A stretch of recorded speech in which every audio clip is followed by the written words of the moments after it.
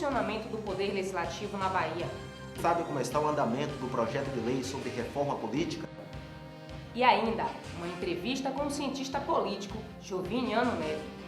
Isso e muito mais você confere agora no Descomplicando a Política.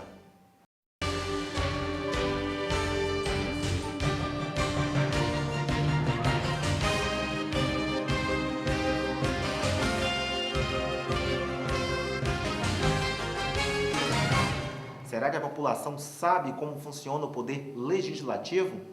Jones, nós fomos às ruas para conversar com as pessoas a respeito desse poder. Qual cargo político que fica lá, eu não sei. Agora, eu sei que é onde executa as leis. Não serve para nada, só faz dar despesa para o Estado. Para nada, só mesmo para negociar a verba, mais nada. Não, infelizmente eu não sei. Conversa sobre vereador, né? Pelo visto, Miriam, a população ainda desconhece esse funcionamento. Em 7 de abril de 1981, com a instalação da Assembleia Constituinte, nascia o Poder Legislativo atual, com o sistema bicameral. Veja agora como funciona esse poder. A Assembleia continua seguindo o seu caminho, formada por aqueles que sempre lutaram em prol da sociedade, atendendo às reivindicações da população que os colocou no Poder Legislativo. A história da Assembleia Legislativa tem tudo a ver com a história da Bahia. Vamos conhecer o poder independente, que votou e promulgou todas as constituições do Estado, a última em 5 de outubro de 1989, e descobrir como funciona a Casa Parlamentar, como trabalham os deputados, enfim, tudo sobre palavras cujo significado é estranho para a maioria de nós. Olha, o papel principal do parlamento brasileiro é exatamente fiscalizar as ações do executivo e também promover, elaborar as leis para melhorar a qualidade de vida do povo brasileiro. Tudo começa quando os deputados, em seus gabinetes, dispõem de assessoria jurídica e de biblioteca, elaboram seus projetos e remetem para a Secretaria-Geral da Mesa Diretora, que, após primeira análise, publica o projeto no Diário do Legislativo. O presidente da mesa diretora tem 2 funções prioritárias. Além de dirigir o Poder Legislativo, é também o substituto do governador do Estado na ausência do vice. O primeiro secretário é responsável pela área administrativa e pela secretaria da mesa diretora.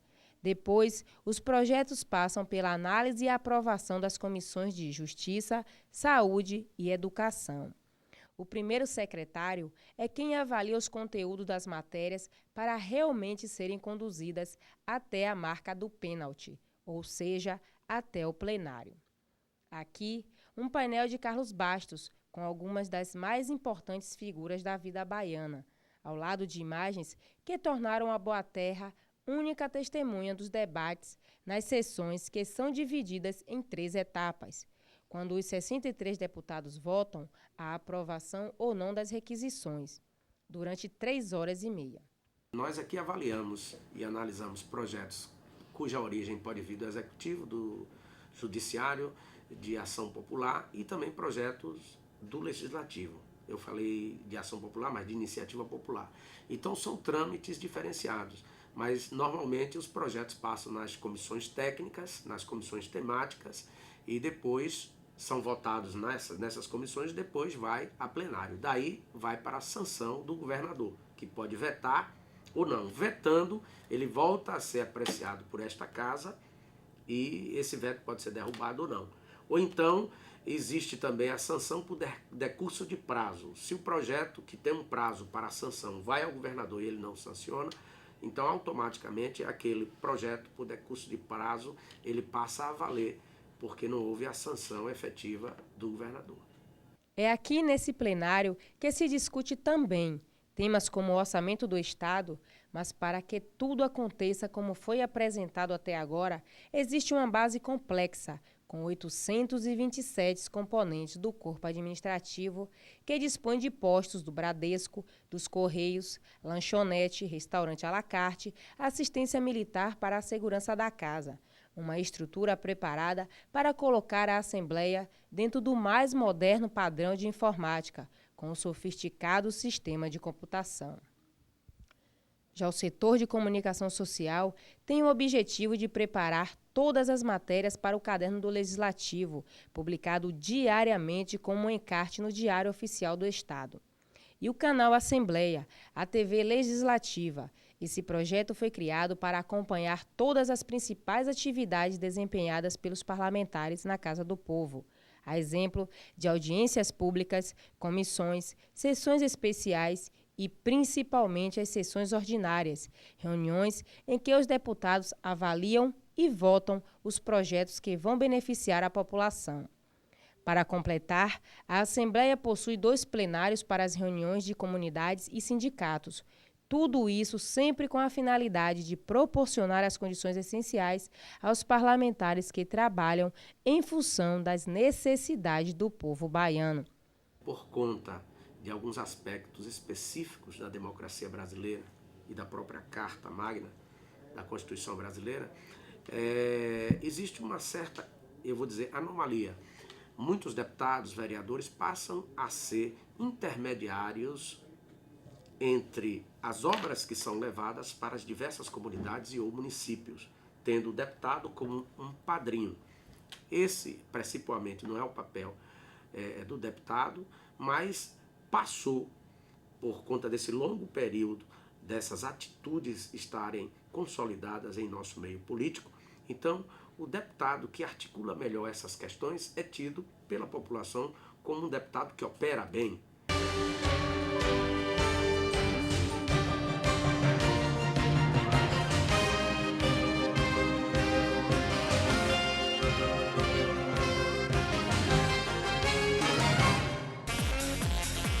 Seu corpo pede espaço. Academia Espaço 10. Seu corpo merece esse espaço. Na vida, precisamos de alguém em quem confiar, que esteja sempre presente nos momentos mais difíceis e que, quando for preciso, esteja pronto para ajudar. Não necessitamos de super-heróis do cinema, mas sim de quem, sem hesitar, nos proteja como a si próprio, que nos possibilite fechar os olhos e viver sem medo. Confiança não se ganha, se conquista. Nato segue, crescendo junto com sua confiança.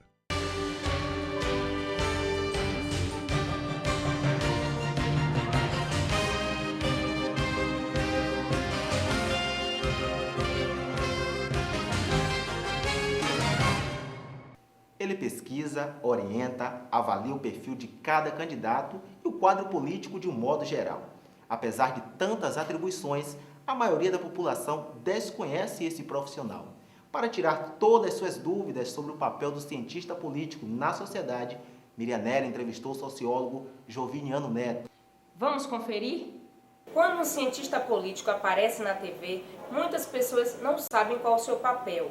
E logo surgem os questionamentos. Para tirar estas e outras dúvidas, estamos aqui com o cientista político Joviniano Neto. Doutor Joviniano Neto, qual é o papel do cientista político na sociedade?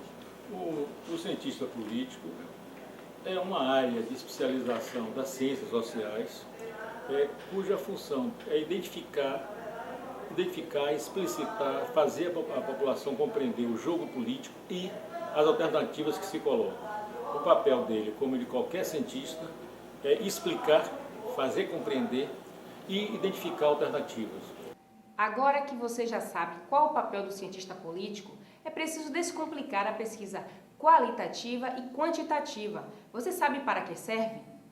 Na pesquisa quantitativa dá escala, dá grandes dimensões. A qualitativa permite explicar o porquê. Sim. A quantitativa diz você vota em quem. A qualitativa vai perguntar o que você acha de bom e de ruim nele, quais são os temas principais, o que ele está falando, o que ele está dizendo que está atingindo o seu coração, e o que faz você desconfiar. Então, a quantitativa ele dá escala.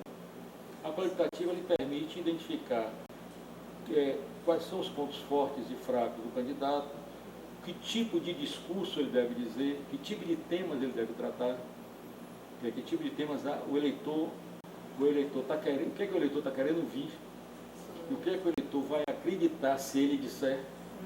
certo? Porque tem político que não pode, ele já tem uma imagem, tem uma imagem pública, já tem uma imagem física. Se eu aparecer com um candidato dizendo que eu sou candidato à juventude, o pessoal vai ficar bem desconfiado, certo? Se eu pintar o cabelo, pior ainda, certo? Eu viro um simulacro. Então, a pesquisa qualitativa me permite aprofundar os porquês e o que deve ser feito para melhorar o discurso e a imagem. Veja agora a opinião do cientista sobre o quadro político atual. Bom, nós temos uma luta por hegemonia em 2 blocos. Um bloco é o bloco da oposição, que tem na Bahia corresponde a PMDB, PSDB, DEM e PPS. Esses partidos, esses partidos, 3 deles têm pré-candidatos, Baçaí, Mário Keres e ACM Neto, ou Aleluia, e não definiram ainda um candidato único para ter. E o Mário Keres, já que é o do PMDB, diz que eu só sou candidato se for o candidato único dos 3 para ter alguma chance. Há uma disputa por hegemonia entre o PMDB e o DEM. Na última eleição para governador, quase que o candidato do PMDB, foi 30 mil votos, quase que o candidato do PMDB, José Oliveira Lima, tinha mais votos que Paulo Souto. Certo? Então ele seria o segundo polo.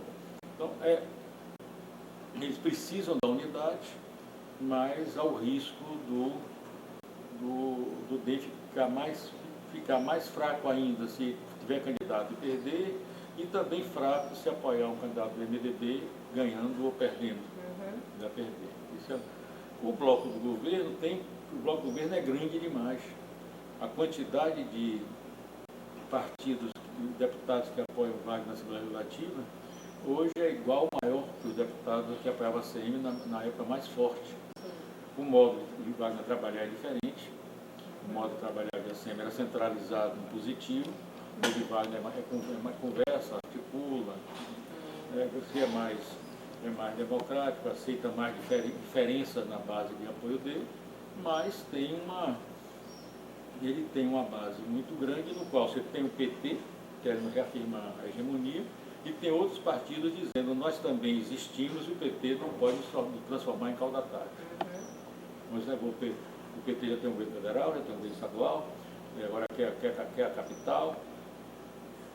Vamos conversar que não é bem assim, nós também temos que ser considerados, nós também temos de eleger nossos prefeitos no interior e, se possível, ter base na capital.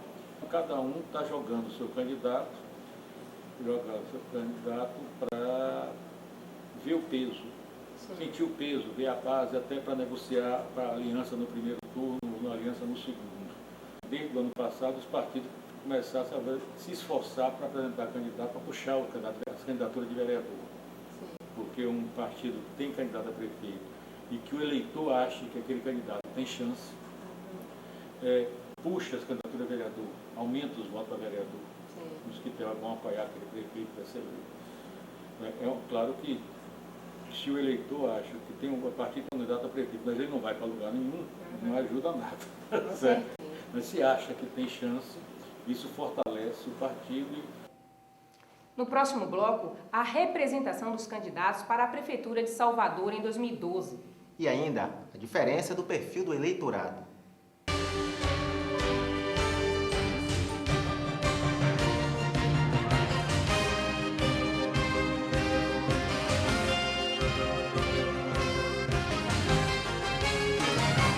A Europa foi a realização de um sonho. Cada detalhe vai ficar marcado para sempre na nossa memória. Voo Alto Turismo. Seja qual for o seu destino, nós levamos você. Quem pensou que em meio às mudanças iríamos ficar paradas? Quem disse que o tempo passa devagar é porque nunca teve necessidade de fazer tantas coisas ao mesmo tempo. Trabalhar, estudar, se divertir, dar atenção à família e ainda manter-se bonita em meio ao corre-corre diário. Eu sempre soube que poderia ser o principal instrumento que guia meu destino, sem perder o encanto de ser mulher, levando a vida de maneira linda, leve e solta. Por isso mesmo, eu escolhi a Feranda, porque estar bonita também é me sentir bem.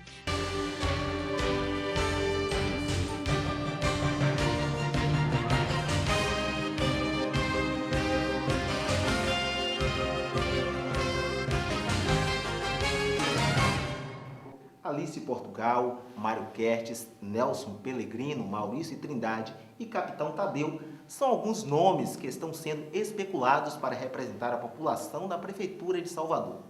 Veja a avaliação do cientista para esses candidatos e a diferença do perfil do eleitorado. No grupo dos partidos que apoiam Wagner, governador do Estado, já tem um candidato fixo, que é do PT, que é Nelson Pellegrino. Há uma candidatura que parece capaz de ser mantida até o primeiro turno, que é de Alice Portugal. Certo? O prefeito João Henrique, que não pode ser mais candidato à reeleição, ele precisa seria bom para eles de ter um candidato a prefeito que mostrasse o que ele fez. Mostrar o que ele fez até para ter recall para as próximas eleições de 2014. E, por isso, está tentando construir a candidatura de João Leão, que não tinha muita raiz em Salvador, mas pode ser aquele que vai mostrar o que é que nós fizemos na prefeitura, certo? E pegar uma base de apoio que João Henrique tem. O senhor acha que tem diferença a mente da pessoa que vive na cidade para a pessoa que vive no interior? Tem diferença no momento de votar? Não, tem. Quer dizer, cidade maior, cidade grande. Em muita cidade interior, o tipo de relacionamento é muito próximo à zona rural. Na cidade do interior, nas pequenas cidades do interior, a ligação entre poder social, poder econômico e poder político está é mais próxima, mais personalizada e muito mais ligada à família. Então você entrar em confronto com o poder político pode fazer perder o emprego, porque o líder político é também da família, que é o que tem poder econômico, é o fazendeiro, é o comerciante, é o que garante o emprego, porque muitas vezes os empregos são da prefeitura. É uma relação onde os laços pessoais, familiares, o que nós chamamos os contatos primários, têm peso maior. O eleitor da cidade,